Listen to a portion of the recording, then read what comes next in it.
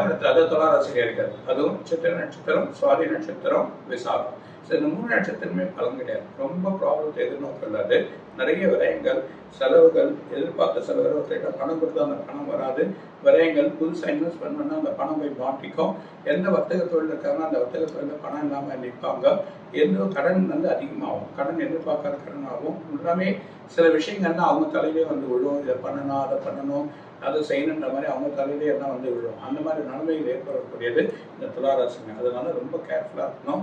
அவங்க வழிகள் அது இல்லாமல் 12ஆம் இடத்துல விரையாதிபதி கேது இருக்கிறதுனால ஹெல்த்து உபாதைகள், சில மருத்துவ செலவுகள் இது அதுக்கப்புறம் சரியாகும். அது இல்லாமல் மனசுல நிம்மதி இல்லாமல் இருக்கு. எல்லாமே இருக்கா. முதல் இந்த 4 மாதங்கள் சரி இருக்காது. அடுத்த 4 மாதங்கள் நல்ல ஒரு பலனை கொடுக்கும். அதுக்கு அடுத்த 4 மாதங்கள் அதுவும் சரி இருக்காது. இந்த வருஷம் எதிர்பார்த்திருக்கிற துளாராசிகள் இவங்க பரிகாரம் பண்றது நல்ல பலன். குருவுக்கு பரிகாரம் பண்ணுங்க. சனிக்கு திருநள்ளாறு போயிட்டு அதுக்கான வழிபாடுகள் பண்ணிட்டு வாங்க. என்னதான் பஞ்சமாதி விலை இருந்தாலும் ஒரு வாட்டி அதை பண்ணிட்டு வந்தீங்கன்னா இன்னும் ஒரு பெரிய பலன்கள் காத்திருக்கும். நிறைய விரைகள் வருமுன் எல்லாத்தையும் யோசனை பண்ணி அதுக்கான வழிமுறைகள் பண்ணி வச்சாங்கன்னா அவங்களுக்கு நல்லா இருக்கும்.